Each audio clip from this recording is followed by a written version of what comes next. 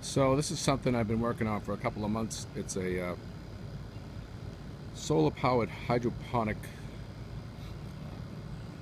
system, and it's based on it's called a beta bucket concept, which is what most commercial growers use, usually in greenhouses. But here we're doing it outside. I had some good success in the cellar growing some tomatoes, so I figured why not bring it outside and use the power of the sun to run everything.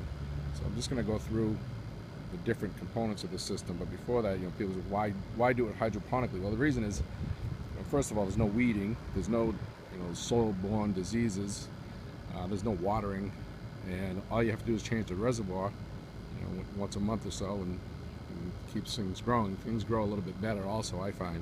And I couldn't do regular tomatoes anymore because I had grown them so many times in the same spot that the disease was just in the soil, and they'd always, after 20 years, they just die out, and I don't have enough room to rotate things. So every year this way, I'd get a new garden. But so it took a while to put this together. It's not something you can buy in a kit. You kind of have to make it up yourself. So it starts out, there's two solar panels here, and those two solar panels charge two batteries that I made up used a little Rubbermaid tote and made up a control box. On this control box, there's two 12-volt batteries, two timers, and a 12-volt little air compressor. And on the front, you can't tell in the video, but at a glance it shows you the voltage that's running through each battery, so I know if they're getting low or not. This one here is the pH of the solution and the temperature of the solution, which if you do hydroponics, that's the main thing you need to know, is the pH and the temperature, because you have to keep within certain levels. And just by looking at this, I kind of know what's going on in the system. And so that's the next step. Over here is a 50-gallon insulated reservoir. In that reservoir is a solution.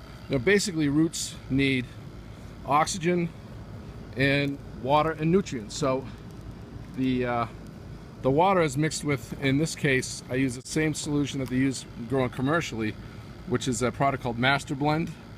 And to that, because it's 50 gallons, for 50 gallons, 120 grams of Master Blend. It's 120 grams of calcium nitrate and 6 grams of Epsom salt. And you have to mix it, the Master Blend first, and then the Epsom salt and the calcium nitrate, so that it goes into solution. And you want to keep the pH around 6.4 to 6.7. And that's, again, the same thing that they use commercially to grow things. So what I'm going to do is I'm going to start a cycle. The cycles go, they're timed for 3 times 15 minutes a day. I put the air on. The air goes on first, and then after 10 minutes of air, the cycle will start. So we'll just start one manually, and I'll show you how it works. So there's a pump in the reservoir. I've also got some extra air going in because stagnant water bothers me, and I just feel like the more air you can get in, and that's a solar-powered air compressor, just a separate unit. We also have a solar-powered butterfly, which is kind of cool.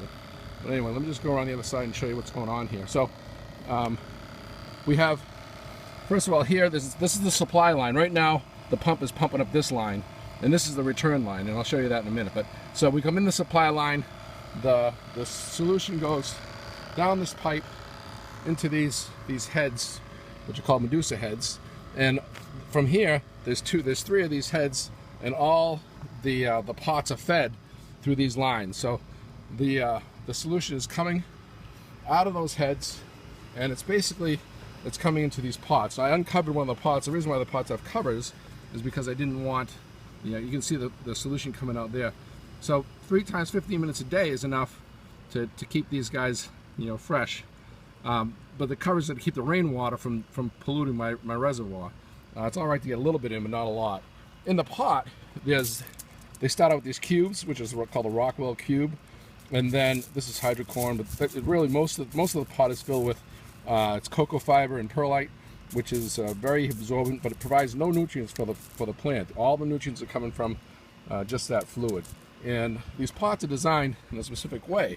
Down the bottom, you'll see there's a drain hole, and what happens is the fluid goes in the top, and this little reservoir from here to here will fill up with fluid, and then it'll overflow back into the, you can see there's a hole in the pipe. I took it out of the pipe. It'll overflow into this pipe, and that's a return line. So after a while, all the pots, the reservoir and all the pots will fill up.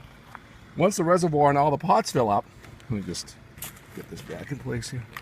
Once the reservoir and all the pots fill up, then the fluid starts to return back to the system. So here's your supply line coming down the middle, and then it goes in the pots. It drains down the pot into the return. Now all these pots are hooked into there's 2 returns, one on either side, and then we come back down here. Here's the return line again, and then you can see that